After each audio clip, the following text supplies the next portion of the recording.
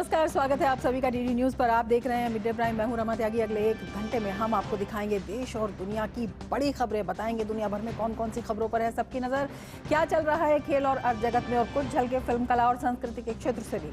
लेकिन सबसे पहले बड़ी खबरें। IRCTC घोटाले में लालू परिवार को लगा तगड़ा झटका। राउस एवेन्यू कोर्ट में लालू, राबड़ी, तेजस्वी समेत 14 आरोपियों के खिलाफ धारा 420 के तहत भी आरोप तय। अब चलेगा मुकदमा।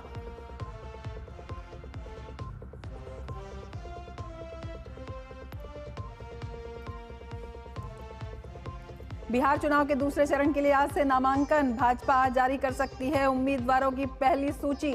महागठबंधन में सीट बंटवारे को लेकर सस्पेंस बरकरार।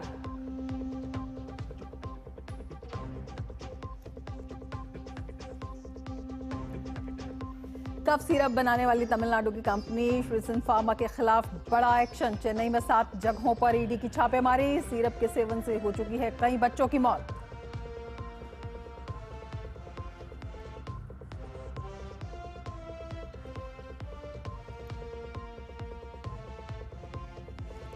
देश का सबसे बड़ा छात्र इनोवेशन मिशन विकसित भारत बिल्टॉन 2025 का आयोजन। केंद्रीय शिक्षा मंत्री धर्मेंद्र प्रधान ने ऐतिहासिक पल बताते हुए कहा, हम टेक्नोलॉजी के आधार पर बनाएंगे समृद्ध और आत्मनिर्भर भारत।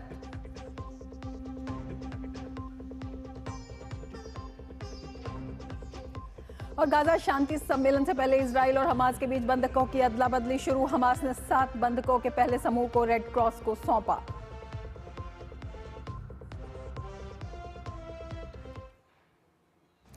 और अब विस्तार से समाचार। बिहार विधानसभा चुनाव से पहले बिहार के पूर्व मुख्यमंत्री और आरजेडी अध्यक्ष लालू प्रसाद यादव और उनके परिजनों को बड़ा झटका लगा है। दिल्ली की राउस एवेन्यू कोर्ट ने आज IRCTC भ्रष्टाचार मामले में नेताओं लालू प्रसाद यादव, राबड़ी देवी और तेजस्वी यादव पर आरोप तय कर दिए हैं। अदालत ने IPC की धारा 420, 120B और प्रिवेंशन ऑफ करप्शन एक्ट की धारा 13(2) और 13(1)D के तहत आरोप तय किए हैं। अब इस मामले में लालू, राबड़ी और तेजस्वी यादव पर केस चलेगा।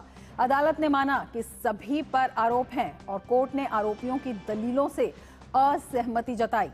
कोर्ट सभी आरोपियों की मौजूदगी में आरोप कोर्ट ने तय किए। कोर्ट ने माना कि लालू यादव ने अपने प्रभाव का इस्तेमाल किया और टेंडर प्रक्रिया में हस्तक्षेप किया। इस तरह से रेलवे को राजस्व का नुकसान हुआ।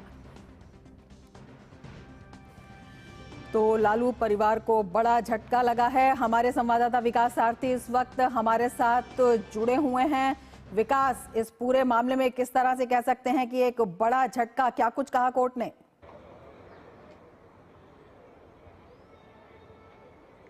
बिल्कुल, आज चार्जेस फ्रेम करने को लेकर कोर्ट को ऑर्डर करना था और सुबह 10 बजे लालू प्रसाद यादव, तेजस्वी और राबड़ी देवी कोर्ट पहुंचे थे।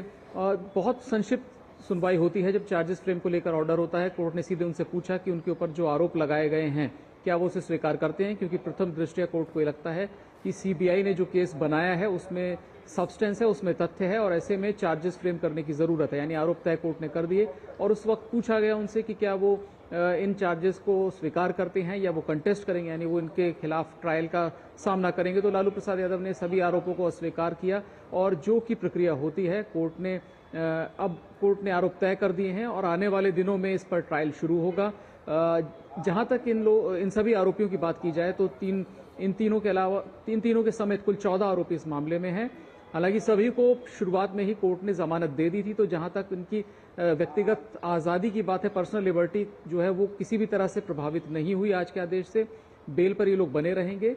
लेकिन क्योंकि जैसा आप जानते हैं बिहार में चुनाव होने वाले हैं और राजनीतिक गहमा गहमी पूरी तरह चल रही है, ऐसे में कोर्ट की तरफ से चार्जेस फ्रेम करने का एक असर जरूर वहां की राजनीति पर भी पड़ेगा और खासतौर से RJD को हमने देखा कि टारगेट किया जा रहा है। जैसे ही ऑर्डर आया चार्जेस फ्रेम करने को लेकर के विपक्ष के उनके खिलाफ जो भी पॉलिटिकल पार्टीज हैं, खासतौर से BJP और JDU, उन्होंने सीधे सीधे एक बार फिर करप्शन के इशू को उठा दिया है कि RJD के कार्यकाल में, लालू प्रसाद यादव के कार्यकाल में तमाम घोटाले हुए, न केवल राज्य स्तर पर बल्कि जब वो UPA का हिस्सा थे, रेल मंत्री के तौर पर लालू प्रसाद यादव के खिलाफ 2 बड़े मामले यहाँ पर हैं। एक IRCT घोटाला, और एक दूसरा जो बड़ा मामला है वो नौकरी के बदले जो जमीनें लिखवाने का मामला था, उस पर भी आज कोर्ट ने नवंबर में सुनवाई तय कर दी है। यानी 9 नवंबर को उम्मीद यह है कि वहां पर चार्जेस फ्रेम करने का ऑर्डर आ सकता है। तो आज का जो आदेश था वो पूरी तरह IRCTC स्कैम से जुड़ा हुआ था, जिसमें 2 होटल थे जो रेलवे की ओनरशिप थी जिनकी, और आरोप यह है कि उसको लीज पर देने के लिए कोई टेंडर नहीं मंगवाया गया। इसको एक प्राइवेट कंपनी को, जिसको कि फेवर करना चाहते थे लालू प्रसाद की व्यक्तिगत कारणों से, उसको बगैर पारदर्शी टेंडर प्रक्रिया के ये दोनों होटल लीज पर दे दिए गए। और इसको लेकर के कोर्ट ने ऑब्जर्वेशन दिया कि ये जो कार्रवाई की गई उससे रेलवे को नुकसान हुआ, और क्रिमिनल कॉन्स्पिरेसी के जो आरोप CBI लगा रही है उसमें कोर्ट को तथ्य दिखते हैं। तो कोर्ट ने IPC के सेक्शंस और प्रिवेंशन ऑफ करप्शन एक्ट के सेक्शंस के तहत आरोप तय कर दिए हैं। रमा, इसमें अधिकतम सजा का जो प्रावधान है वो 10 साल तक की सजा हो सकती है लोक सेवक को। अब आने वाले दिनों में लालू प्रसाद यादव, राबड़ी देवी, तेजस्वी समेत 14 लोग जो हैं ये आने वाले दिनों में ट्रायल का सामना करेंगे राउज एवेन्यू कोर्ट। बिल्कुल विकास, आपसे ये भी समझना चाहेंगे, कोर्ट ने CBI के आरोपों सहित जो लालू प्रसाद यादव की जानकारी की बात मानी है, और इसके अलावा भी कई बातें ऐसे कही हैं जो इस मामले में एक बड़ा खिलाफ जो है लालू प्रसाद के और पूरे परिवार के जा सकती है। अपने आप में ये मामला इसलिए भी अहम हो जाता है, 2004 से 2009 के बीच में सबसे जो भ्रष्ट मामले हैं उनके अंदर, भ्रष्टाचार के मामलों के अंदर ये आता है, जिससे सरकार को भी नुकसान हुआ, और जो सरकार की जवाबदेही है, एक आम जन का विश्वास है, वो भी इससे प्रभावित हुआ। और सीधे आपको ले चलते हैं, केंद्रीय मंत्री अमित शाह अपना संबोधन दे रहे हैं। राजस्थान वालों की आवाज को, ऐसी आवाज नहीं होती भाई। दोनों हाथ उठाकर विकसित राजस्थान के संकल्प की मुट्ठी भींच कर बोलिए, उठाइए जरा दोनों हाथ अंत तक और प्रचंड आवाज से बोलिए, भारत माता की वंदे वंदे। मंच पर उपस्थित राजस्थान के लोकप्रिय मुख्यमंत्री श्रीमान भजनलाल जी, राजस्थान उच्च न्यायालय के मुख्य न्यायमूर्ति श्रीमान संजीव प्रकाश शर्मा जी, राजस्थान की उप मुख्यमंत्री श्रीमती दिया कुमारी जी, राजस्थान के उप मुख्यमंत्री डॉक्टर प्रेमचंद बेरवा जी, संसद सदस्य और भाजपा के प्रदेश अध्यक्ष श्रीमान मदन राठौड़ जी, विधि मंत्री राजस्थान जोगाराम पटेल जी, केंद्रीय गृह सचिव श्रीमान गोविंद मोहन जी, मुख्य सचिव राजस्थान श्री सुधांशु पंत जी, पुलिस महानिर्देशक राजस्थान श्री राजीव कुमार शर्मा जी, श्री आलोक रंजन जी, यहां पर उपस्थित राजस्थान कैबिनेट के सभी सम्मानित सदस्यगण, विधायकगण, सांसदगण और न्यायपालिका से और न्यायिक प्रक्रिया से जुड़े हुए और जुड़ने वाले सभी लोगों का मैं मन पूर्वक अभिवादन करता हूं, प्रणाम करता हूं। भाइयों बहनों, आज का कार्यक्रम एक प्रकार से विकास और न्याय दोनों का समन्वय करने वाला कार्यक्रम है। एक और तो तीनों आपराधिक नए कानून जिसके माध्यम से देश की आपराधिक न्याय प्रणाली में हम आमूल चूर परिवर्तन करना चाहते हैं। देश भर की जनता को संविधान से मिले हुए सारे अधिकार समय पर और सुलभ तरीके से मिले, ऐसी व्यवस्था करना चाहते हैं। इसका परिचय कराने वाली एक अत्याधुनिक प्रदर्शनी यहां पर शुरू हो रही है और दूसरी ओर राजस्थान के विकास को तेज गति देने के लिए राइजिंग राजस्थान में जो 35 लाख करोड़ के एमओयू हुए उसमें से 3 लाख करोड़ के एमओयू जमीन पर उतर चुके थे और 4 लाख करोड़ के आज भूमि पूजन का कार्यक्रम इसी मंच से समाप्त हुआ है और इसके साथ हजारों करोड़ रुपए के विकास के कार्यक्रम यहां शुरू हुए हैं। मित्रों, आज का दिन बहुत महत्वपूर्ण दिन है। भजनलाल जी ने यहां एक प्रदर्शनी लगवाई है। मेरा उनसे आग्रह है कि प्रदर्शनी का कार्यकाल थोड़ा बढ़ा दीजिए, समय बढ़ा दीजिए, दीपावली के अगले दिन तक इसको कर दीजिए। और मेरा इस सार्वजनिक कार्यक्रम से आपराधिक न्याय प्रणाली से जुड़े हुए सभी लोगों को, चाहे वो पुलिसकर्मी हो, चाहे अधिवक्ता हो, चाहे अधिवक्ता बनने वाले विद्यार्थी हो, ये सभी को मेरा विनम्र अनुरोध है कि आप इस प्रदर्शनी को जरूर देखिए, क्योंकि आने वाले दिनों में हमारी आपराधिक न्याय प्रणाली में जो एक बहुत बड़ा परिवर्तन आने वाला है, ये प्रदर्शनी उसको सटीक तरीके से दिखा रही है। इसी के माध्यम से आप जान पाएंगे कि 160 साल पुराने कानूनों को समाप्त कर नरेंद्र मोदी जी जो नए 3 कानून लाए हैं, इससे किसी भी एफआईआर देश भर में 2027 के बाद होगी। पूरी व्यवस्था लागू होते होते 2 साल और लगेंगे, परंतु 2027 के बाद जो भी एफआईआर होगी, इसको 3 साल के अंदर ही सुप्रीम कोर्ट तक न्याय देने की व्यवस्था इस कानून से हो जाएगी। पूरे देश में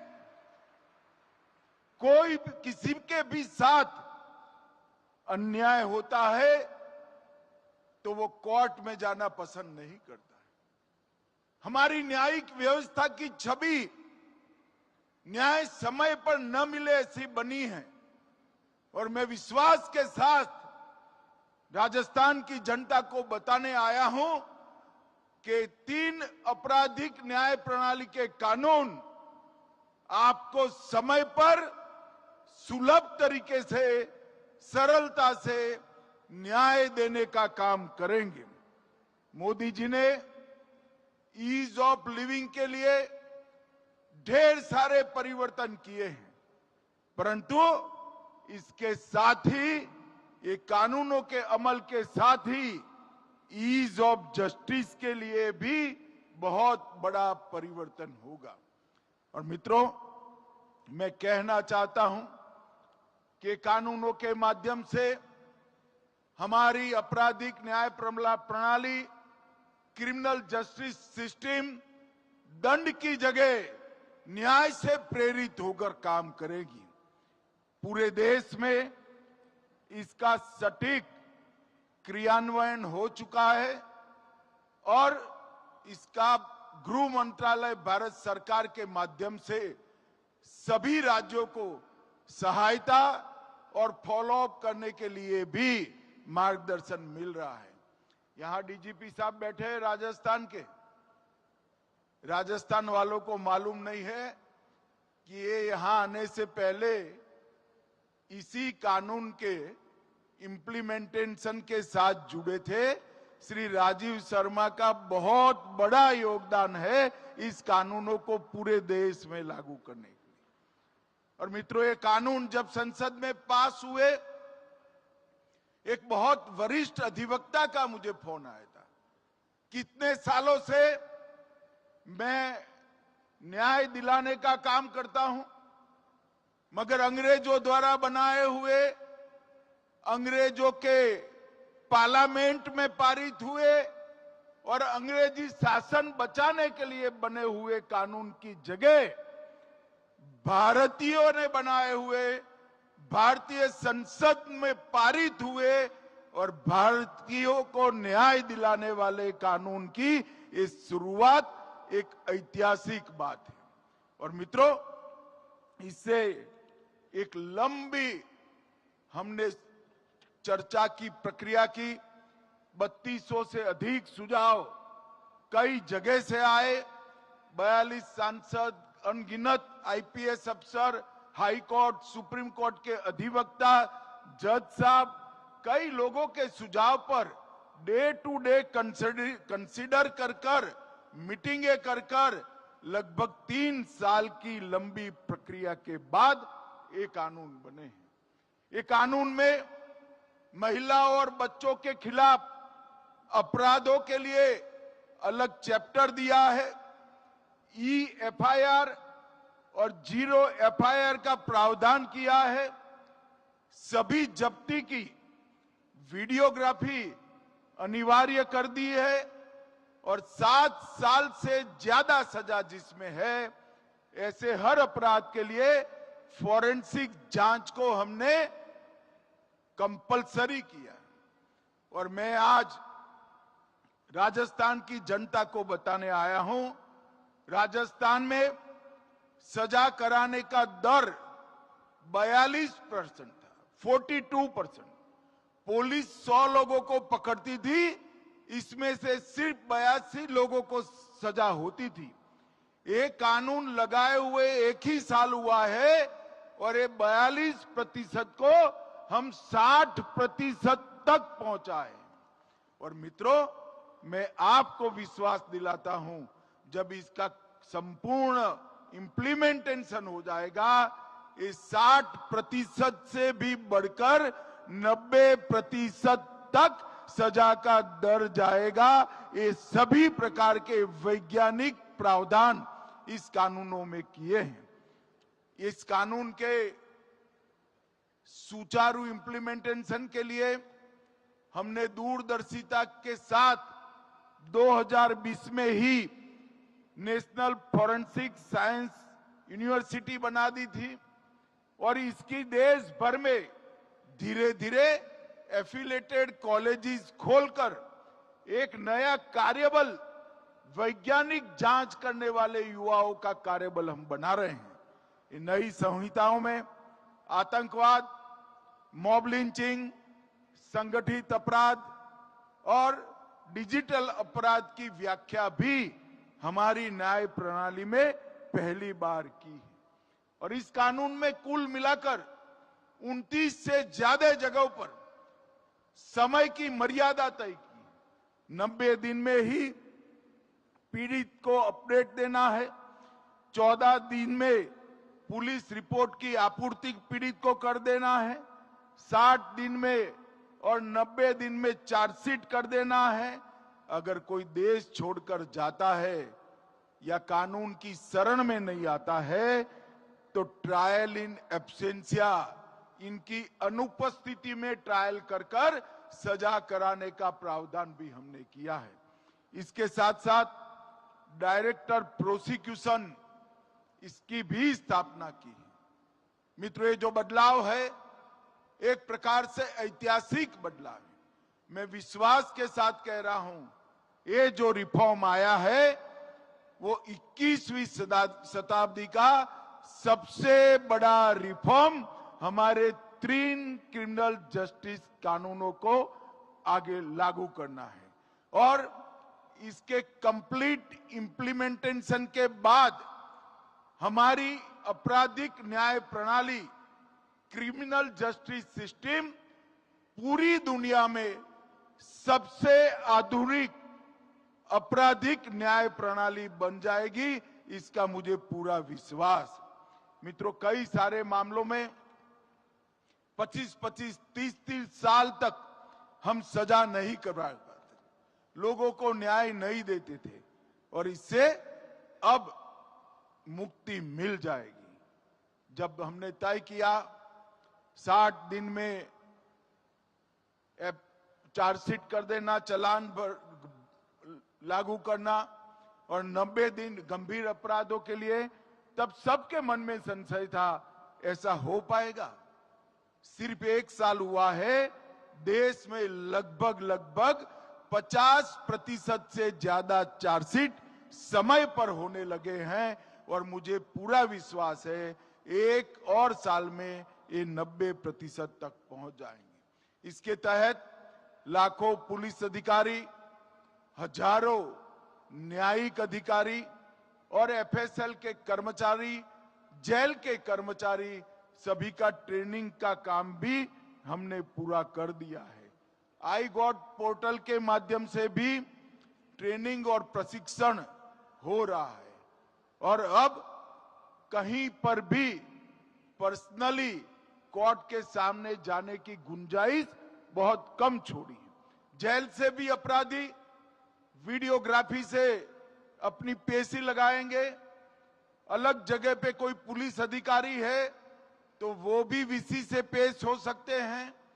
बैंक के कर्मचारी, अस्पताल के डॉक्टर और एफएसएल के वैज्ञानिक वो भी वीसी से अपीयर होंगे। इससे ढेर सारा समय का भी बचत होगा, पैसा भी बचेगा और पुलिस कस्टडी से भागने की संभावना लगभग 0 हो जाएगी। मित्रों, ये कानून को मेरा फिर से एक बार करबद्ध निवेदन है आप सभी से कि ये जो प्रदर्शनी लगी है, ये राजस्थान के आपराधिक न्याय प्रणाली से जुड़े हुए सभी अंग उपांग के अंदर कार्य कर रहे सभी लोग इसको जरूर एक बार देखें। मित्रों, आज 4 लाख करोड़ के निवेश प्रस्तावों की ग्राउंड ब्रेकिंग सेरेमनी हुई है। जब यहां पर राइजिंग राजस्थान का समिट चल रहा था, मैं भी आया था। मैंने गहलोत साहब का एक कमेंट पढ़ा था कि 35 लाख करोड़ के एमओयू तो किए, जमीन पर कितने उतरेंगे। उस वक्त तो हमने किसी ने जवाब नहीं दिया था, मगर मैं आज गहलोत साहब को कहना चाहता हूं, गहलोत साहब, ये भारतीय जनता पार्टी की सरकार है, ये कांग्रेस की सरकार नहीं है। हम जो कहते हैं वो करते हैं। और भाइयों बहनों, मुझे आनंद है कि इतने कम समय में भजनलाल सरकार ने 35 लाख करोड़ में से 7 लाख करोड़ के एमओयू को जमीन पर उतारने का काम किया है। ये बहुत बड़ी उपलब्धि है और मुझे विश्वास है देश भर में जो इन्वेस्टमेंट समिट होती है उसमें एमओयू को जमीन पर उतारने का जो एवरेज दर है उससे हमारी भजनलाल सरकार, भाजपा सरकार कई गुना आगे आएगी, इसका मुझे पूरा विश्वास है। मित्रों, इसके माध्यम से अनेक प्रकार के प्रोजेक्ट्स, आज अलग अलग प्रकार के प्रोजेक्ट जो जमीन पर उतरे हैं, राजस्थान के युवाओं के लिए कई सारे मौके सृजित करने वाली इंडस्ट्रीज आज यहां पर जमीनी कामकाज शुरू करी है। मैं भजनलाल जी, उनके उद्योग मंत्री और दोनों उप मुख्यमंत्री को, मुख्य सचिव को, सभी को बहुत बहुत साधुवाद और अभिनंदन देना चाहता हूं। आज यहां पर 9,315 करोड़ की अलग अलग परियोजनाएं हुई हैं और इसके अलावे आज 47,000 विद्यार्थियों को यूनिफॉर्म के लिए, गणवेश के लिए 260 करोड़ रुपया सीधा इनके अभिभावकों के बैंक अकाउंट में डायरेक्ट जमा कर दिए गए। मुझे याद है, मैं प्रचार करने आया था, हम सरकार बदलने की गुहार करते थे। उसमें एक मुद्दा यह भी था कि कांग्रेस की सरकार विद्यार्थियों के यूनिफॉर्म में भी कटकी और बटकी दोनों कर रही है। आज भजनलाल जी ने पारदर्शिता से सबको ऑनलाइन देना शुरू किया है। दूध उत्पादन उसको बढ़ाने के लिए लगभग 364 करोड़ की सब्सिडी आज 5 लाख से ज्यादा दूध उत्पादकों दी है और 150 यूनिट बिजली योजना के तहत, फ्री बिजली योजना के तहत रजिस्ट्रेशन का भी यहां पर आज शुरुआत हुआ है। 56 एफएसएल की गाड़ियां जो अब सैंपल लेने का काम करेगी और अनेक पुलिस के व्हीकल आज लोकार्पित हुए हैं। मित्रों, आज मैं यहां आया हूं तब 2 बातें जरूर कहना चाहता हूं। दीपावली आने वाली है। दीपावली में हमारी माताएं बहनें विशेष कर सबसे ज्यादा खरीदारी करती है और मोदी जी ने नवरात्रि के पहले दिन ही 395 से ज्यादा लोग उपयोगी चीजों में या तो जीएसटी की दर शून्य करी है या 28%, 18%, 12% से 5% करने का काम किया है। और इतना बड़ा बिक्री कर में राहत पूरे देश भर में कभी नहीं दिया गया। इसलिए आपकी दीपावली शुभ होने की पूरी व्यवस्था मोदी जी ने करी है, मगर मैं आपको एक आग्रह भी करना चाहता हूं। दीपावली तो सस्ती खरीदारी से जरूर शुभ करिए, परंतु स्वदेशी चीजों को ही खरीदने का आग्रह आप लोग करिए। अगर देश के 140 करोड़ लोग ये प्रण ले लेते हैं कि हम बाकी का जीवन जिन चीजों का उपयोग करेंगे वो मेरे देश में ही बनी हुई है, ये बनाने में मेरे देश के मजदूर का पसीना होगा, ये बनाते वक्त मेरे ही कोई भाई बंधु को इससे रोजगारी मिली होगी। अगर इतना प्रण कर लेते हैं तो देखते देखते मोदी जी ने हमारी अर्थव्यवस्था को 11वें नंबर से 4थे नंबर पर पहुंचाई है। युवाओं, जब आप लोग होंगे 2047 में देश आजादी की शताब्दी मनाएगा, तब हम सर्वोच्च नंबर पर दुनिया में पहुंच कर रहेंगे, सर्वोच्च नंबर पर। और इसलिए विशेषकर युवाओं ने और हर परिवार की महिलाओं ने, माताओं ने, बहनों ने स्वदेशी का आग्रह, इसका प्रण इस दीपावली के दिन लेना है।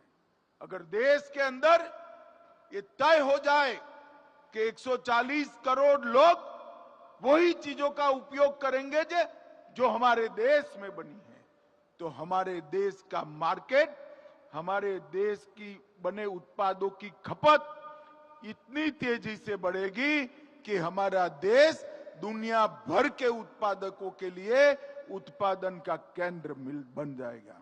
मित्रों, अभी मैं एक अंतिम बात राजस्थान के किसानों के लिए कहने आया हूं। वैसे तो हमारा कृषि प्रधान देश है, हम सभी लोग मानते हैं, परंतु दलहन आज भी हम विदेश से आयात करनी पड़ती है। कांग्रेस के जमाने में 1.52 लाख मैट्रिक टन दलहन एमएसपी पे खरीदी जाती थी और आज 83 लाख मैट्रिक टन हम खरीदते हैं। मगर अब मोदी सरकार ने एक निर्णय किया है, नाफेड और एनसीसीएफ के साथ जो किसान रजिस्ट्रेशन करते हैं उनकी तूर, मसूर और उड़द 100% एमएसपी पे खरीदी जाएगी। राजस्थान के अंदर उड़द की खेती है, तूर की खेती भी हो सकती है।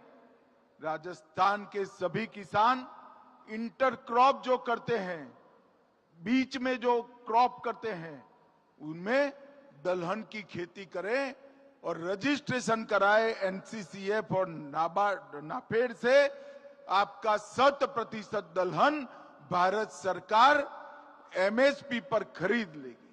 मित्रों, देश को दलहन के क्षेत्र में, तिलहन के क्षेत्र में आत्मनिर्भर करने की जिम्मेदारी हमारे अन्नदाताओं की है।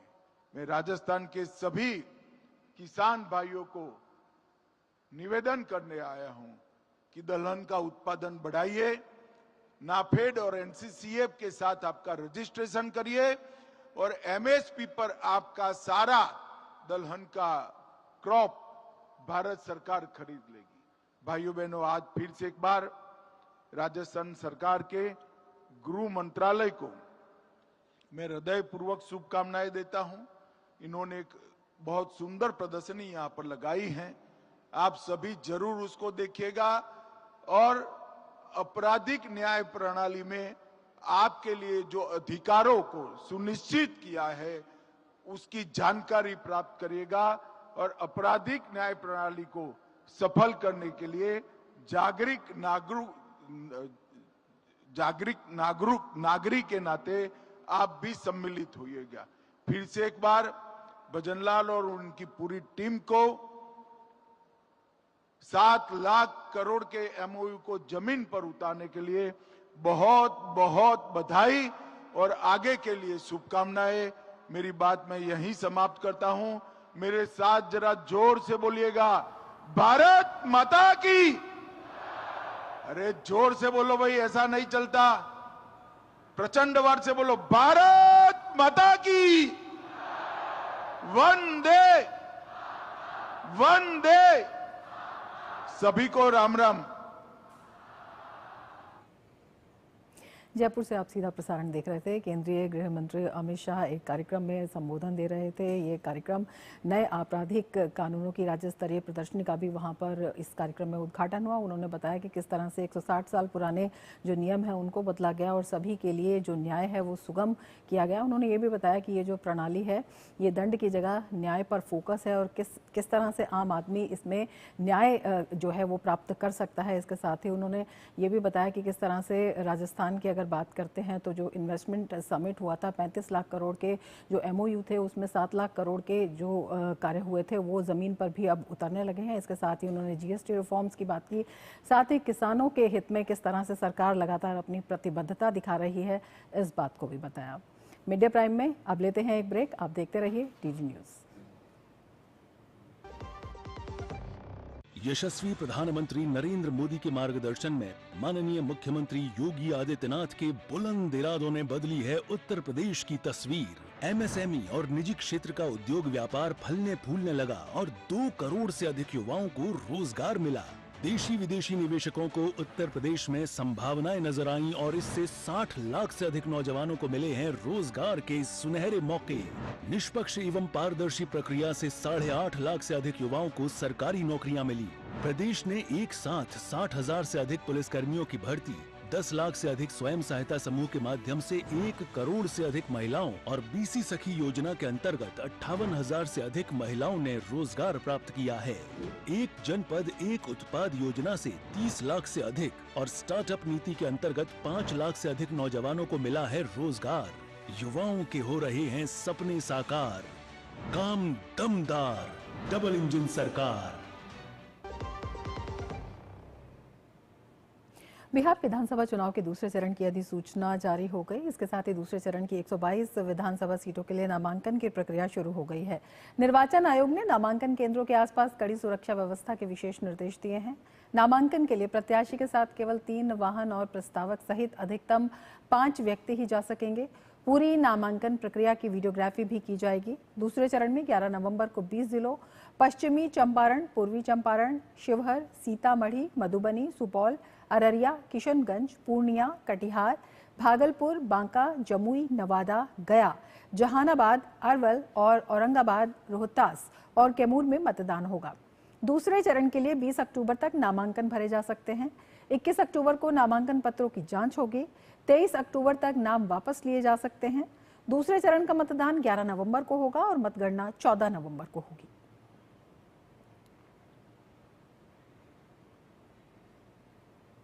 बिहार के उप मुख्यमंत्री विजय कुमार सिन्हा ने कहा कि सफलतापूर्वक सीट बंटवारा हो चुका है। उन्होंने एनडीए के विजय का विश्वास जताते हुए कहा कि आने वाले समय में हम सरकार बनाएंगे।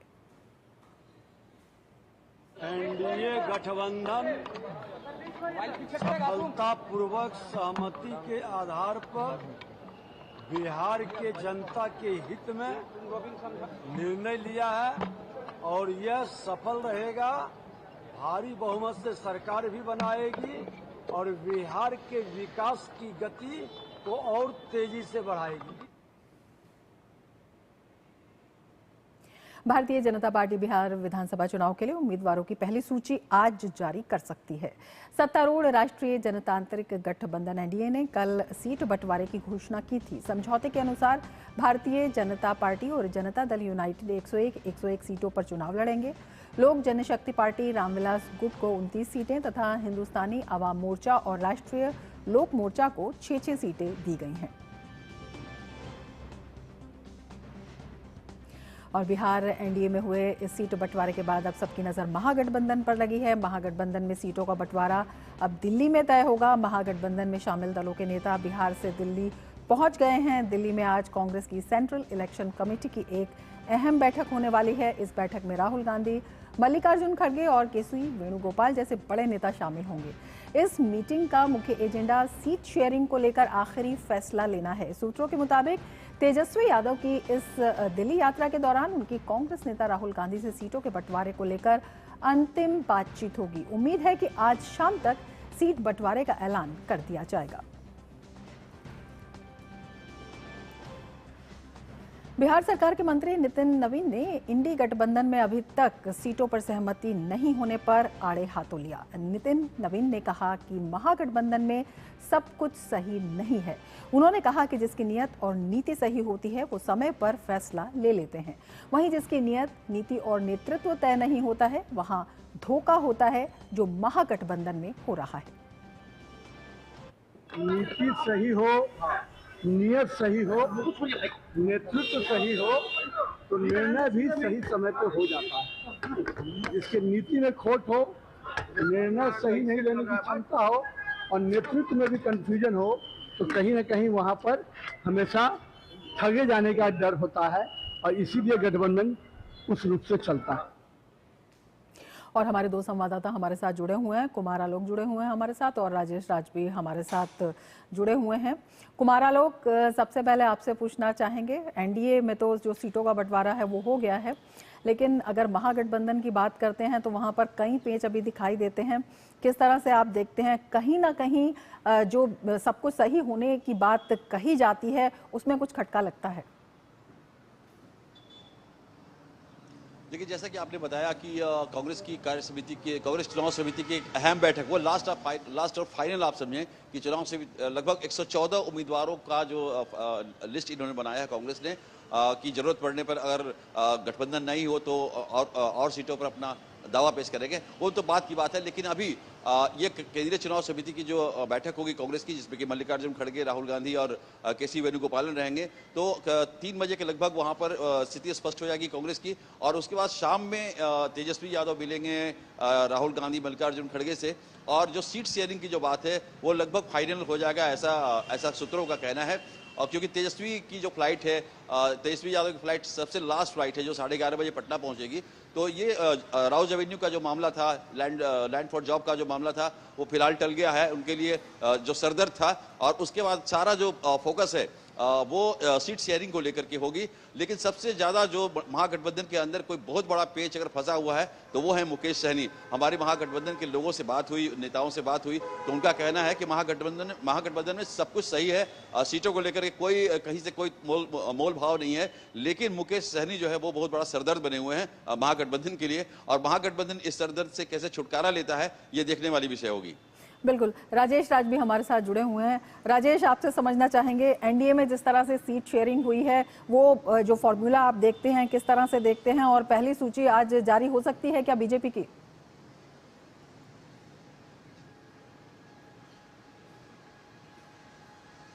मैं बताया भी कि 101 पर बीजेपी और जेडीयू यानी नीतीश कुमार अब बिग बॉस नहीं रहेंगे, बल्कि अब दोनों जुड़वा भाई हो गए हैं और बीजेपी और जेडीयू दोनों 101 सीटों पर लड़ेंगे चुनाव। और कहीं ना कहीं 6 सीटों पर उपेंद्र कुशवाहा और जीतन राम मांझी को 6 सीटें मिली हैं।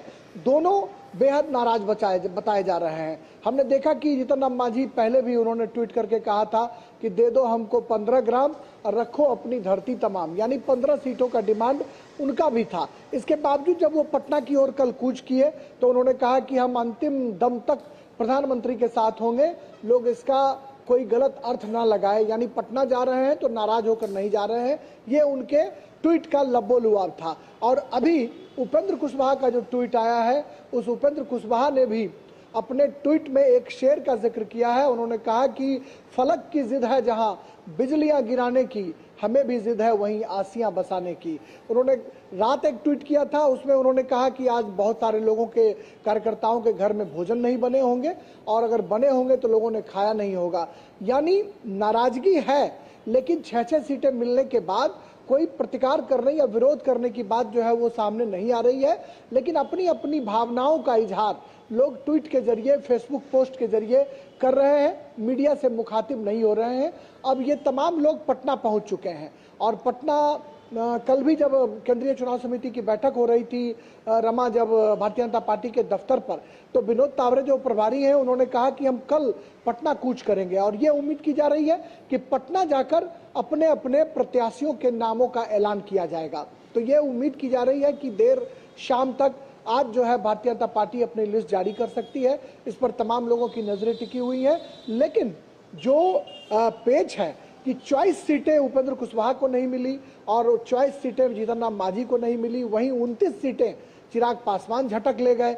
ये दर्द कहीं ना कहीं उपेंद्र कुशवाहा और जीतन राम मांझी का रह कर छलक कर सामने आ रहा है। लेकिन भारतीय जनता पार्टी के नेता आश्वस्त है इस बात को लेकर कि किसी तरह की कोई गतिरोध नहीं है, सबको समायोजित कर लिया जाएगा। और जहां तक बात महागठबंधन की है, तो अभी मैं राउज एवेन्यू कोर्ट में था जहां पर लालू प्रसाद, तेजस्वी यादव, राबड़ी देवी की पेशी हुई। उसके बाद लालू प्रसाद अपने घर पर पहुंचे और वो पटना के लिए 4 बजे रवाना हो रहे हैं। तेजस्वी देर रात जाएंगे।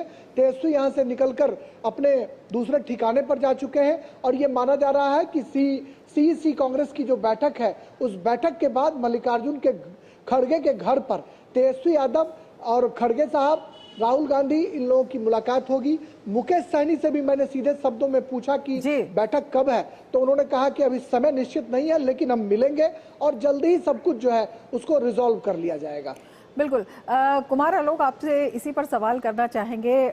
बेशक जो ये बैठक हो रही है और इस पर तमाम बयान भी आ रहे हैं, लेकिन लगातार इस फैसले के बाद जो अभी आरोप तय हुए हैं लालू प्रसाद यादव पर, जो छवि है वो ज़रूर प्रभावित हुई है। इस छवि को इस प्रभाव को विपक्ष तो अपने पक्ष में इस्तेमाल करेगा ही मुद्दे में, लेकिन आपको लगता है कि जो महागठबंधन के दल हैं उनमें भी अंदर खाने जिस तरह की बार्गेन कैपेसिटी थी आरजेडी की, अब कम हुई है?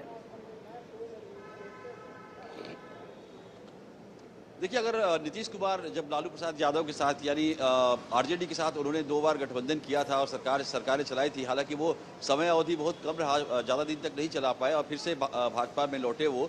लेकिन आप याद करेंगे कि नीतीश कुमार ने जब भी उनसे नाता तोड़ा, गठबंधन से जब भी नाता तोड़ा, तो यही आरोप लगाकर नाता तोड़ा कि भ्रष्टाचार के आरोप जो लगे हैं उसका जवाब तेजस्वी नहीं दे रहे हैं, उसका जवाब लालू प्रसाद यादव नहीं दे रहे हैं। तो इसको लेकर के नीतीश कुमार ने लालू यादव से नाता तोड़ा था। अब बात लैंड फॉर जॉब मामले की है, तो लैंड फॉर जॉब मामले को लेकर के जिस तरीके से आज आरोप पत्र वहां पे आरोपित किया गया है लालू प्रसाद यादव और उनके परिवार को, तो ये एक मुद्दा मिला है विपक्षी दल को। आरोप तय हुए, जी आरोप तय हुए, तो उसके बाद ये एक मुद्दा राजनीतिक दलों को मिलेगा, विशेषकर विपक्षी दल को, एनडीए को ये मिलेगा, क्योंकि आप देख सकते हैं कि पशुपालन घोटाले का जो एक तरह से धब्बा उन पे लगा है राजनीति में। 94 की हम बात जब उन पे लगा, पशुपालन घोटाले में वो जेल गए थे और उसके बाद लगातार वो जेल जाते रहे और पशुपालन घोटाले से जो उनकी छवि खराब हुई, चारा घोटाले को लेकर के तरह तरह के उपनाम दिए गए उनको, हालांकि जो उपनाम दिए गए उसे नहीं बोलना चाहिए, लेकिन वो उससे दाग धुले भूले नहीं थे कि ये दूसरा दाग उन पे लगा है लैंड फॉर जॉब को लेकर के। तो इस मुद्दे को लेकर के भारतीय जनता पार्टी, जदयू और तमाम जो एनडीए के दल हैं इस मुद्दे को भुनाएंगे, इस मुद्दे को जनता के बीच लेके जाएंगे। क्योंकि लैंड फॉर जॉब मामले में अगर आप देखेंगे कि ग्रुप डी की जो नौकरी होती है रेलवे में, तो ग्रुप डी का जो नौकरी होता है कोई बड़े घर का लड़का नहीं करता, कोई जमींदार का लड़का नहीं करता, कोई सेठ का लड़का नहीं करता। बिल्कुल जिस सामाजिक न्याय की लालू यादव बात करते हैं उसी अत्यंत पिछड़े और दलित वर्ग के लोग उस नौकरी में पाए थे, और उसके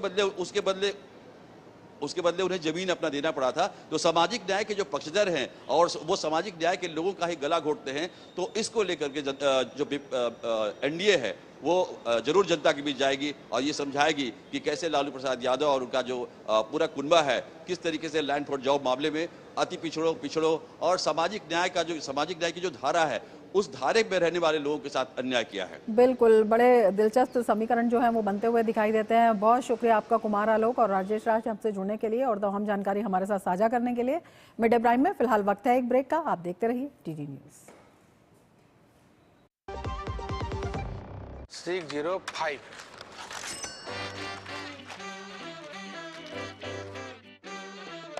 बदलो आदत बदलो।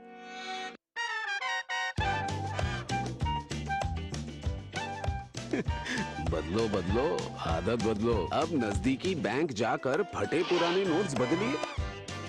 अगर बैंक मना करे तो आरबीआई के ओम्बुड्समैन से शिकायत करें। आरबीआई कहता है जानकार बनिए, सतर्क रहिए। ब्रेक के बाद फिर से आपका स्वागत है। आगे बढ़ते हैं। कफ सिरप मामले में प्रवर्तन निदेशालय की चेन्नई में 7 जगहों पर छापेमारी जारी है। इस कफ सिरप को पीने से कई बच्चों की मौत हुई है। ईडी जिन परिसरों की तलाशी ले रही है उसमें तमिलनाडु औषधि नियंत्रण कार्यालय के शीर्ष अधिकारियों के घर भी शामिल हैं। ये छापे पीएमएलए के प्रावधानों के तहत किए जा रहे हैं। सभी छापे श्वीसन फार्मा से जुड़े हैं जो इस सिरप का निर्माण करती थी। सिरप के कारण मरने वाले बच्चों की संख्या लगभग 22 बताई जा रही है, जिनमें से अधिकांश 5 साल से कम उम्र के बच्चे थे।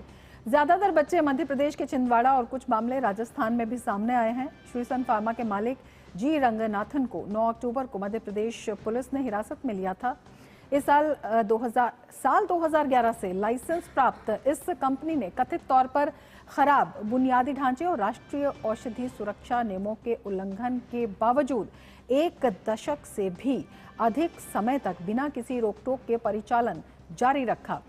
सीडीएसयू की ओर से हाल ही में किए गए एक निरीक्षण में पाया गया था कि कंपनी नियमों का पालन न करने के साथ संयंत्र में अच्छे विनिर्माण का अनुपालन नहीं करने और बेहतर कार्य उपस्थिति नहीं होने का उल्लेख भी इसमें था। सूत्रों के मुताबिक टीएनएफडीए ने सीडीएसयू को कंपनी के बारे में सूचित नहीं किया, जिससे ये केंद्रीय नियामक डेटाबेस से गायब हो गई। इसके अलावा श्रीसन फार्मा अपने उत्पादों को राष्ट्रीय सुगम पोर्टल पर पंजीकृत कराने में विफल रही, जो भारत में दवा निर्माण की बेहतर निगरानी के उद्देश्य से एक अनिवार्य आवश्यकता है। और सिरप मामले में ईडी की कार्रवाई पर ही चेन्नई से हमारे संवाददाता रितेश हमारे साथ जुड़ रहे हैं। रितेश, क्या कुछ जानकारी इस कार्रवाई के बारे में अभी तक मिल पा रही है और क्या कुछ जो जांच टीम है उनको मिला है अभी तक?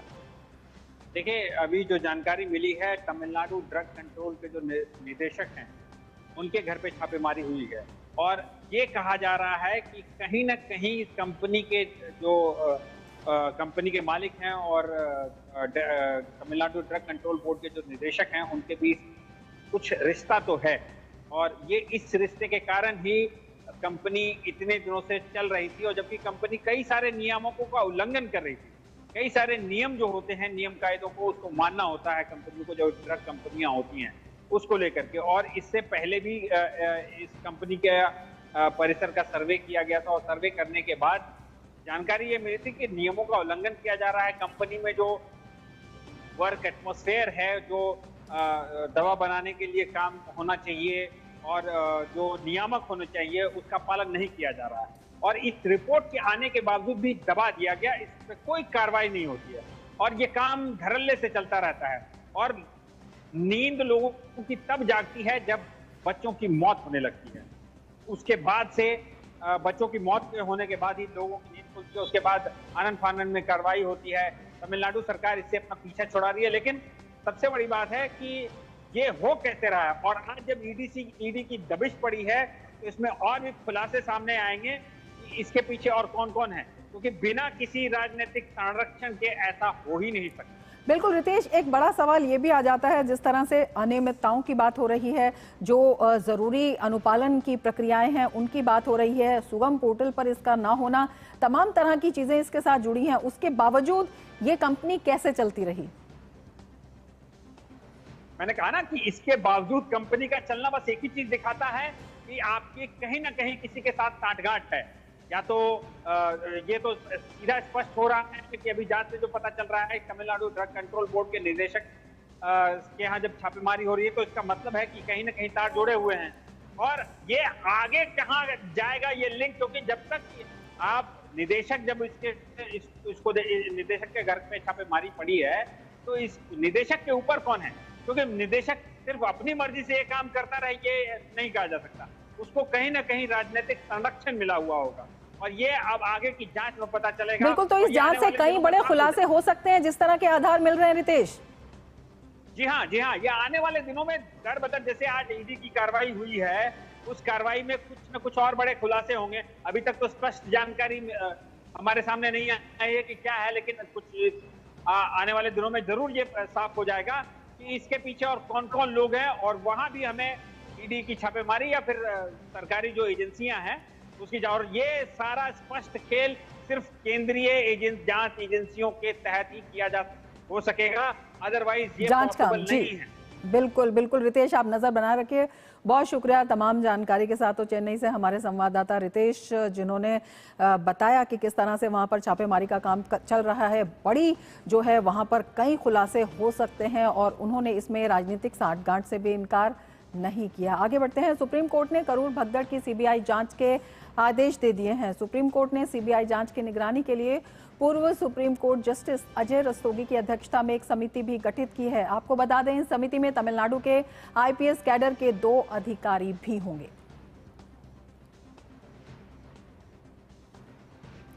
और पश्चिम बंगाल में दुर्गापुर दुष्कर्म मामले में मुख्यमंत्री ममता बनर्जी के पीड़िता पर विवादित बयान को लेकर भाजपा हमलावर है। पश्चिम बंगाल के नेता प्रतिपक्ष और भाजपा नेता सुवेंदु अधिकारी ने दुर्गापुर के सिटी सेंटर में दुष्कर्म के खिलाफ आवाज उठाने और पीड़िता को न्याय दिलाने के लिए धरना दिया। बीजेपी इस मामले पर ममता बनर्जी से इस्तीफे की मांग कर रही है। बीजेपी का कहना है तृणमूल कांग्रेस की मुखिया ममता बनर्जी पीड़िता पर दोष डाल रही है। अगर वो बुरे वक्त में महिलाओं का साथ नहीं दे सकती तो उन्हें राज्य की सत्ता अपने हाथ में लेने का कोई अधिकार नहीं होना चाहिए। एक मेडिकल छात्रा पर मुख्यमंत्री ममता बनर्जी ने सवाल उठाया कि छात्रा आधी रात को हॉस्टल से बाहर क्यों थी। ममता ने छात्राओं को देर रात बाहर न निकलने की सलाह दी थी। गौरतलब है कि ओडिशा से दुर्गापुर के एक प्राइवेट कॉलेज में पढ़ने आई एमबीबीएस की छात्रा खाना खाने के लिए अपने दोस्त के साथ बाहर निकली थी। तभी 3 लोगों ने उसका अपहरण कर दुष्कर्म की घटना को अंजाम दिया। नेता प्रतिपक्ष और भाजपा नेता सुवेंदु अधिकारी ने दुर्गापुर में दुष्कर्म मामले पर गैर जिम्मेदाराना रवैया और असंवेदनशीलता का आरोप लगाया। आज रेलवे सुरक्षा बल के 41वें स्थापना दिवस के अवसर पर गुजरात के वलसाड में आरपीएफ क्षेत्रीय प्रशिक्षण केंद्र में कार्यक्रम आयोजित हुआ। इस दौरान रेल मंत्री अश्विनी वैष्णव ने कहा कि रेलवे का पूरा परिवार आज अनुशासन के साथ जनता की सेवा में लगा हुआ है और इस समर्पण के भाव के साथ देश में रेलवे अब तेजी से विकास की ओर अग्रसर है।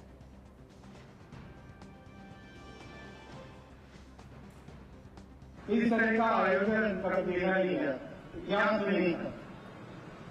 ऐसे में पूरे रेल परिवार ने मिलकर हरेक विभाग में और विशेषकर आरपीएफ के सभी जवानों ने और अधिकारियों ने जो काम किया है अति सराहनीय है और उस सब के लिए आपका बहुत बहुत अभिनंदन। रेलवे एक टोटल ट्रांसफॉर्मेशन के दौर से गुजर रहा है। 50-60 वर्षों तक जो रेलवे को निगलेक्ट किया गया था वो समय समाप्त हुआ। आज रेलवे के लिए टेक्नोलॉजी का उपयोग हो, नए डिजाइन के ट्रेन हो, नए डिजाइन के लोकोमोटिव हो, नए डिजाइन के कोचेज हो, नई टेक्नोलॉजी कवच, हर एक एस्पेक्ट पे दिन रात काम किया जाए। और अब बात कर लेते हैं खेल की, और खेल की खबरों के लिए गौरव हमारे साथ इस वक्त जुड़ चुके हैं। गौरव, क्या कुछ खास खेल की खबरों में आज? शुक्रिया रमा। और खेल की खबरों की शुरुआत करेंगे भारत और वेस्टइंडीज के बीच चल रहे दिल्ली टेस्ट मुकाबले से, जहां पर दिल्ली टेस्ट के आज चौथे दिन ताज़ा समाचार मिलने तक वेस्टइंडीज ने अपनी दूसरी पारी में 8 विकेट पर 311 रन बना लिए हैं और टीम को 41 रन की बढ़त मिल गई है। तीसरे दिन के नाबाद बल्लेबाज जॉन कैम्पबेल 115 रन की शानदार पारी खेलकर आउट हुए। इसके बाद शे होप ने भी शतक जमाया। 103 के स्कोर पर शे होप का विकेट सामने आया, जिन्हें मोहम्मद सिराज ने बोल्ड किया। इससे पहले वेस्टइंडीज की टीम पहली पारी में 248 रन बनाकर आउट हो गई थी और उसे फॉलो ऑन खेलना पड़ा था। भारत ने अपनी पहली पारी 5 विकेट पर 518 रन बनाकर घोषित की थी। 2 टेस्ट मैच की सीरीज में भारतीय टीम इस वक्त 1-0 से आगे है। ऐसे में टीम अगर दिल्ली टेस्ट को जीतने में कामयाब होती है तो टीम सीरीज को क्लीन स्वीप करने में सफल होगी। वहीं बात करें हॉकी की तो सुल्तान जोहर कप जूनियर हॉकी टूर्नामेंट में कल खेले गए मैच में भारत ने न्यूजीलैंड को 4-2 से हरा दिया। अब मंगलवार को होने वाले मैच में भारत का सामना पाकिस्तान से होगा। इससे पहले भारत ने अपने पहले मैच में मौजूदा चैंपियन ब्रिटेन की टीम को 3-2 से हराया था।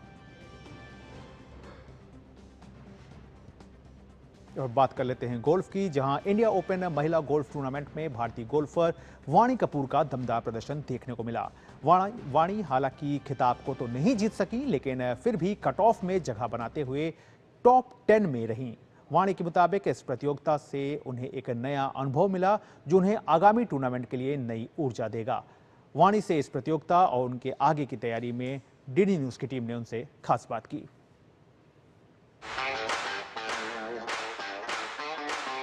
इस वक्त हमारे साथ भारतीय गोल्फर वाणी कपूर हैं।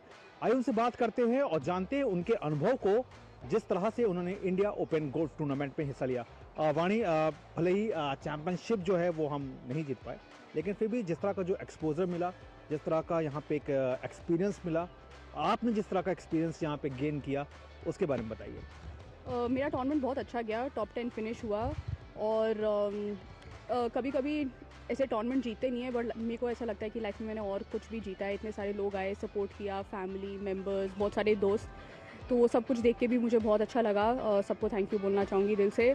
और मेरा एक्सपीरियंस बहुत अच्छा था। पहला दिन तो लीड कर रही थी और सेकंड, थर्ड, फोर्थ डे बहुत कंसिस्टेंट था। ये DLF गोल्फ क्लब बहुत ही ज़्यादा चैलेंजिंग है, तो आप ऐसे भी हो सकता है कि आप बहुत गंदा राउंड भी मार सकते हो और एक दिन में सब कुछ लॉस हो जाता है। But I am proud of my self कि मैंने बहुत कंसिस्टेंटली खेला। इंडिया वुमेंस गोल्फ में इंडिया बहुत अच्छा कर रहा है अब।